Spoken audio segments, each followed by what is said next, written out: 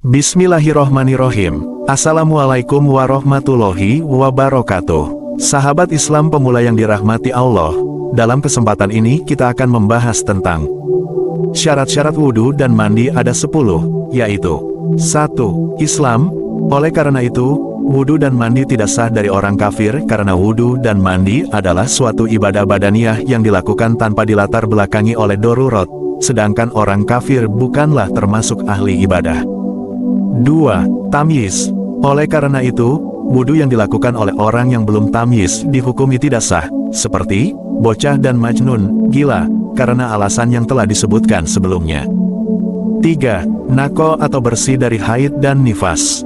4. Nako atau bersih dari benda yang mencegah datangnya air sampai pada kulit, seperti minyak yang telah mengeras, atau lilin, atau zat tinta dan pacar, bukan bekasnya, atau duri yang apabila dicabut maka bagian yang dikenainya itu tidak merapat, atau darah, atau debu yang ada di anggota tubuh, bukan keringat yang telah mengeras, atau kotoran di bawah kuku, atau kotoran di mata. Tidak termasuk benda yang mencegah datangnya air sampai pada kulit adalah lingso di rambut yang sulit dihilangkan, maka hukumnya dimaafkan, dan kulit bisul yang sudah dikeluarkan isinya, meskipun sebenarnya mudah untuk dihilangkan. Bahkan kulit bisul ini lebih utama sebagai perkara yang tidak mencegah datangnya air sampai ke kulit daripada keringat yang telah mengeras, karena kulit tersebut masih termasuk bagian dari tubuh. 5. Tidak ada benda yang menempel di atas anggota tubuh yang dapat merubah sifat-sifat air, seperti zakfaron, cendana. 6. Mengetahui fardiyah, sifat kefarduan, wudhu atau mandi, maksudnya mengetahui bahwa masing-masing dari keduanya adalah fardu. Yakni yang apabila dilakukan maka diberi pahala dan yang apabila ditinggalkan maka disiksa, karena orang yang tidak mengetahui fardiyah wudhu atau mandi tidak mungkin memiliki kemantapan niat. Oleh karena inilah, niat tidak sah dari orang yang tidak mengetahui fardiyah wudhu atau mandi. 7. Tidak meyakini satu fardu dari fardu-fardu wudhu atau mandi sebagai suatu kesunahan. Baik seseorang meyakini bahwa semua perbuatan-perbuatan wudhu atau mandi itu fardu, atau ia meyakini bahwa di dalam wudhu atau mandi ada yang fardu dan yang sunnah, meskipun tidak bisa membedakan manakah yang fardu dan manakah yang sunnah. Ini adalah bagi orang am atau umum. Adapun orang yang alim, yakni orang yang selama waktu tertentu telah fokus mempelajari fikih, maka wajib atasnya kemampuan membedakan fardu-fardu wudhu atau mandi dari sunnah-sunnahnya, artinya, ia harus mengetahui manakah yang fardu dan manakah yang sunnah.